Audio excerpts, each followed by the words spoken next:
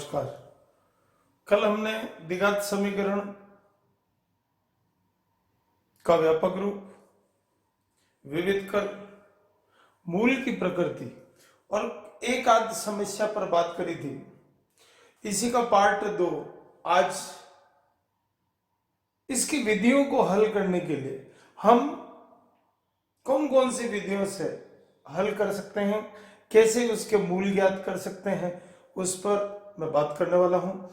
आइए, इसकी 3 विधियां कल अपन बात कर चुके थे। गुणनखंड विधि मींस फैक्टर मेथड, दूसरा है पूर्ण वर्ग विधि और तीसरी है श्रीधराचार्य सूत्र।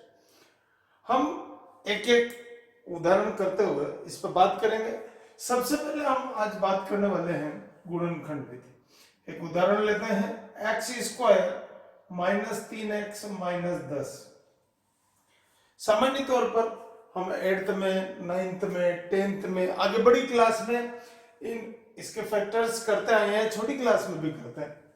इसका एक तरीका है, आपको क्या करना है, पहली संख्या को जो तीसरे नंबर पर संख्या आ रही है उससे मल्टीप्लाई कर देंगे और जो मल्टीप्लिकेशन आएगा या गुणा आएगा उसको आप एक बार लिख लें। अब इसका तरीका सीखना है। हमारे पास मध्य के भाग में क्या संख्या है, -3।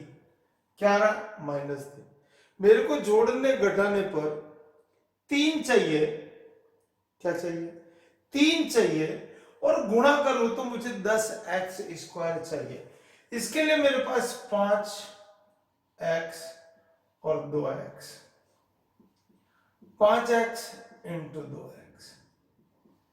5 को अगर मैं गुणा करता हूं तो 10 आता है।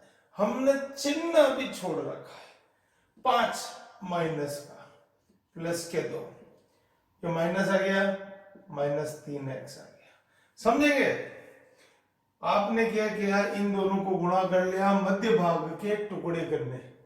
तो मैं जोड़ू और घटाऊं तो मुझे 10 चाहिए, 10 माइनस का 10x स्क्वायर। और जो टुकड़े आएंगे, जो फैक्टर आएंगे, उसमें से अगर मैं सॉल्व करूं -5x में से 2 को, तो क्या आएगा, 3। आप इन दोनों टुकड़ों को इस 3x की जगह वैल्यू पुट कर देंगे। -5x plus 2x minus 10 is equal to 0। आप क्या करेंगे, इस दो के पेयर में से एक कौन सा कॉमन है या सारे पद कौन सा है, इसमें देखिए आप। यहाँ x 2 बार आ रहा है, यहाँ x, तो x कॉमन आ जाएगा, x -5। यहां पर 2 कॉमन आएगा, x 2 का भाग इसमें लगाएंगे 5 बार, x -5 x plus 2 is equal to 0। x -5 किसके बराबर हो गया, 0 के, तो x 5 वैल्यू आ गई, 2, x इज इक्वल टू -2। ये हमारे आंसर होगा। हम इस विधि को गुणनखंड विधि, फैक्टर विधि, टुकड़ा करना, ये इस प्रकार से इसको हल करते हैं। आइए एक उदाहरण गुणनखंड विधि का और देखते हैं, बात करते हैं। 2x square plus x minus 6 बराबर 12। समझेंगे? मेरे को इस पहले पद को इससे गुणा करना, क्या वैल्यू आई, -12x स्क्वायर। मेरे को ऐसी संख्या लानी है, 12 के ऐसे फैक्टर करने, तो गुणा करूंगा तो 12 आएगा, जोड़ू घटूंगा तो ये आएगा। देखिए, 1 को मैं 12 से गुणा करता हूं, 12 आता है। 2 को मैं 6 से गुणा करता हूं, 12 आता है। 3 को मैं 4 से गुणा करता हूं, 12 आता है। अब इन तीनों फैक्टर्स में से, टुकड़ों में से एक हमारा आंसर है। बस उस आंसर की हमको पहचान करने का हमारे लिए क्या काम का है। 1 और 12, अगर इसमें प्लस माइनस करेंगे तो हमारी ये वैल्यू नहीं आ रही। प्लस करेंगे तो 13 हो जाएगा, -1 को कर लेंगे तो -11 हो जाएगा। यहां पर भी यही है, ये -6 करेंगे तो -4 आएगा, ये दोनों माइनस करेंगे तो 8 आ जाएगा। लेकिन ये टुकड़ा जो है वो हमारे काम का है। कैसे काम का है, 2x square plus 4x minus 3x minus 6। अगर मैं इसको 4x माइनस 3x, घटाऊंगा तो x आएगा, और मैं जब गुणा कर लूंगा तो मेरे पास 12x स्क्वायर है। इसका मतलब मेरा ये टुकड़ा फैक्टर काम का है। अब इन दोनों में से आपको कॉमन लेना है, 2 कॉमन ले लेंगे, 2x, x प्लस 2, 2 कॉमन ले लिए तो यहां से 2 बार आ गया, x बार आ गया तो x बच गया, यहां x बार आ गया, 2 का डिवाइड 4 में किया, 2 बच गया, यहां से 3 कॉमन आएगा, x प्लस 2। चिन्ह का विशेष ध्यान रखें, यहां पर हमेशा ये दोनों फैक्टर सेम आएंगे। कॉमन लेने के बाद अगर गलत आ रहा है, चिन्ह भी गलत आ रहा है या संख्या गलत आ रही है, इसका मतलब आपका फैक्टर, आपका टुकड़ा, आपका सिस्टम गलत है, उसमें कोई करेक्शन की आवश्यकता है, उसको करना है। x प्लस 2, 2x माइनस 3, ये मल्टीप्लाई में आगे पीछे हो जाए उससे कोई फर्क नहीं पड़ रहा है, लेकिन आपका जो टुकड़ा है, गुणनखंड है, वो सही होना चाहिए। हमको x की वैल्यू आई 3/2, यहाँ 2 का पक्षांतर कर दिया, इस 3 का किया प्लस में हो गया, 2 डिवाइड हो गया, ये हमारे दोनों वैल्यूज x के मूल या रूट प्राप्त हुए। इस प्रकार हम गुणनखंड विधि कर सकते हैं। मैं चाहूंगा एक विधि, अब आप थोड़ी सी दूसरी देखें, मैं पूर्ण वर्ग विधि पर बात करने वाला हूं। पूर्ण वर्ग विधि में क्या करेंगे, सबसे पहले मैं पहला उदाहरण जो मैंने सिखाया उसी पे बात करने वाला हूं। आपको क्या करना है पूर्ण वर्ग विधि में, कौन सी विधि, पूर्ण वर्ग विधि। पूर्ण वर्ग विधि में ये एक्स स्क्वायर, जो एक्स स्क्वायर के आगे अगर कोई संख्या है उसको ध्यान से देखना, वो एक्स स्क्वायर का गुणांक होगा। यहां पर ये एक्स का गुणांक है, ये अचर पर है, तो इसके साथ आपको क्या करना है, इस अचर पद को, जो c की वैल्यू है, उसको पक्षांतरण कर लें, पक्षांतरण करेंगे 10 आ जाएगा। अब आपको क्या करना है, यहां पर नंबर 1 इक्वेशन 1 डालना है, x का गुणांक, x के से मल्टीप्लाई है -3, इसका आधा कर लें, आधा हाफ, -3/2, और इसका स्क्वायर कर दे, क्योंकि आप पूर्ण वर्ग विधि पर बात कर रहे हो इसलिए स्क्वायर वर्ग करना पड़ेगा। -3/2, मैं इसको 3/2 का होल स्क्वायर या 9/4 इस प्रकार से लिख सकता हूं।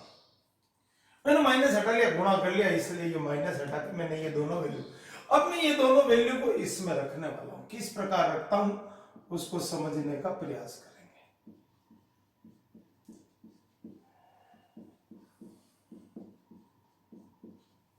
इधर मैंने 3/2, इधर 9/4, दोनों वैल्यू सेम, सिर्फ मेरा लिखने का तरीका इसमें आप समझेंगे। ये मैं इसको इस रूप में लिखने वाला हूं।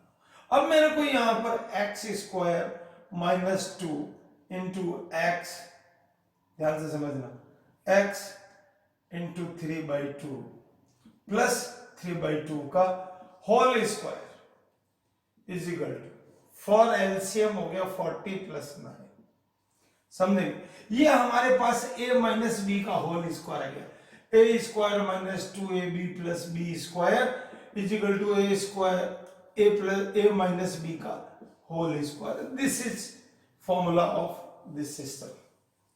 x यहां से, b की वैल्यू 3/2, स्क्वायर लगाएंगे, यहां पर चिन्ह का क्या आ रहा है देखिए आप, -3।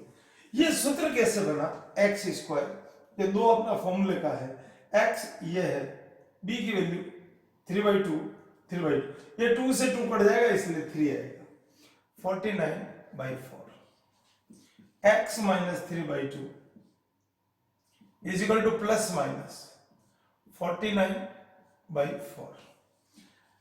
इसका पक्ष, यहां पर मैंने स्क्वायर हटा के इधर रूट कर दिया, या दोनों तरफ वर्गमूल करने पर तो ये वैल्यू कैंसिल हो जाएगी, और मैं यहां 3/2 इक्वल टू 3/2 प्लस माइनस 4 7/2, यहां पर एक बार प्लस वैल्यू लेंगे, x is equal to 3/2 plus 7/2 is equal to LCM 10, 2 and 5 minus चिन्ह लेंगे।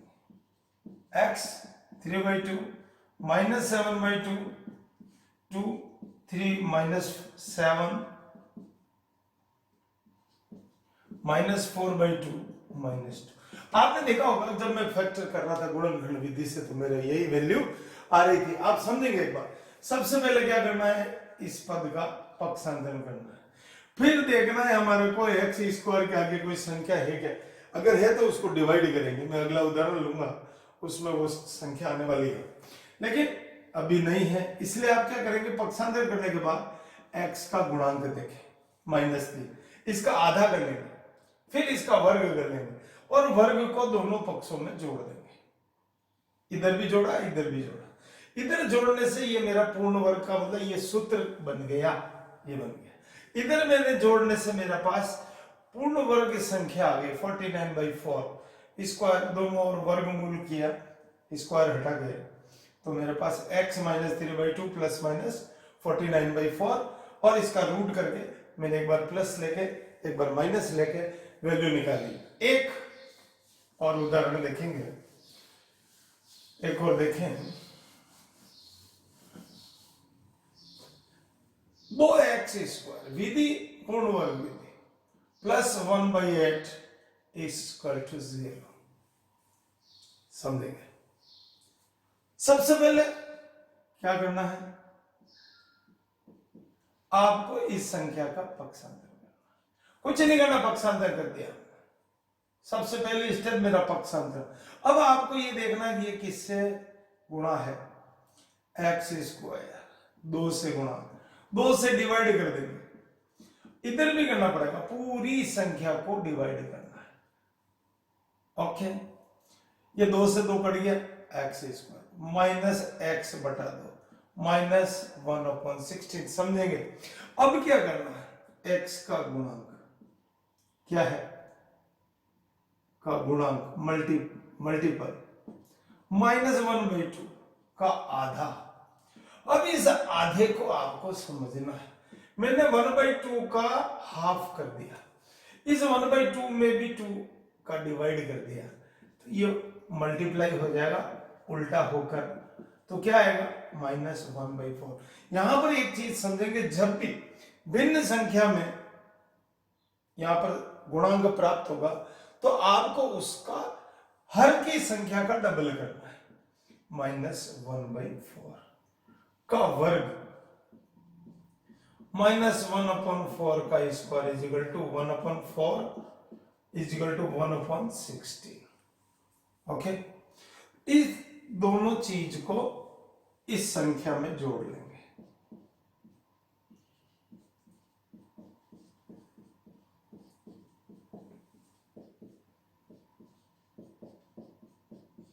समझेंगे, x यहां से ले लेंगे, 1/4 यहां से लिया, यहां बीच से चिन्ह लेंगे, यहां देखें आप कट गया, 7 0, x - 1/4 2 टाइम, 2 बार आ रहा है।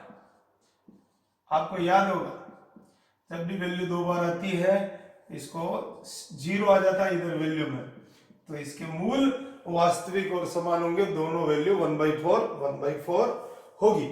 आइए एक रूट पर बात करते हैं, रूट को किस प्रकार से हम हल कर सकते हैं, रूट की समस्या देखते हैं।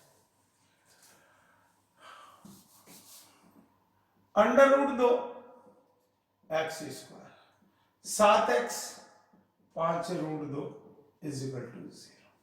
आप चाहे जिस विधि इसका उपयोग कर सकते हैं, आप चाहे श्रीधराचार्य सूत्र से करना चाहता हूं उससे कर लें, पूर्ण वर्ग विधि से कर सकते हैं, आप चाहे जिस विधि से गुणनखंड से भी कर सकते हैं।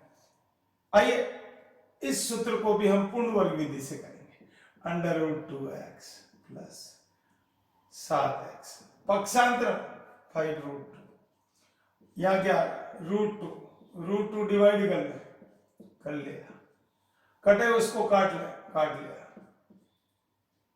क्या आया, x² प्लस 7√2 x = -5। ये आपका वैल्यू हो गया। अब यहां पर मैं डायरेक्ट इस पर बात करने वाला हूं। x का स्क्वायर माइनस प्लस 7/√2x। आपको क्या करना था, इसका गुणांक करना था। इसका गुणांक 7/√2 का आधा। इसका जब आधा करेंगे तो आपके पास वैल्यू हो जाएगी 7√2 आधा। फिर इसका आप वर्ग करेंगे तो ये वैल्यू आएगी 7 4 इंटू 2 7 8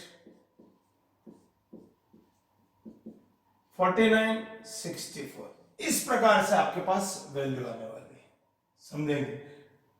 बाई 2 करेंगे, हर का दुगुना कर दिया, ये कंडीशन 7 2√2 का होल स्क्वायर -5 49 64।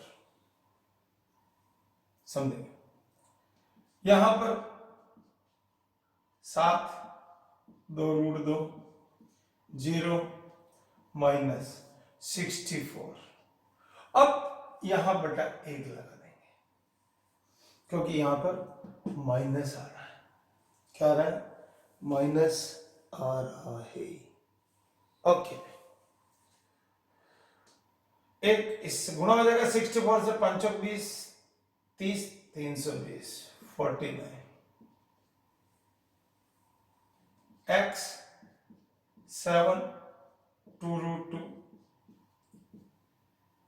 घटा लें 320 प्लस हो रहा है 49 64 1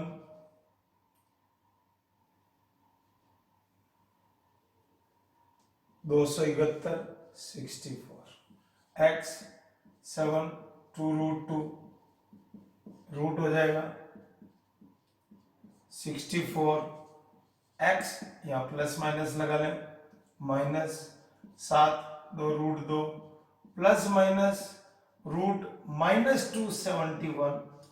आपका यहां पर आपको ध्यान होगा, जब भी रूट के अंदर मूल माइनस में आता है, ये वैल्यू माइनस में, इसका मतलब यहां पर मान संभव नहीं है, मूल काल्पनिक है, मान संभव नहीं।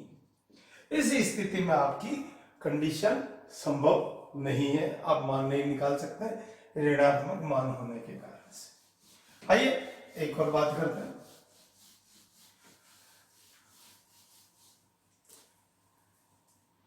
3x² -2√6x + 2 = 0।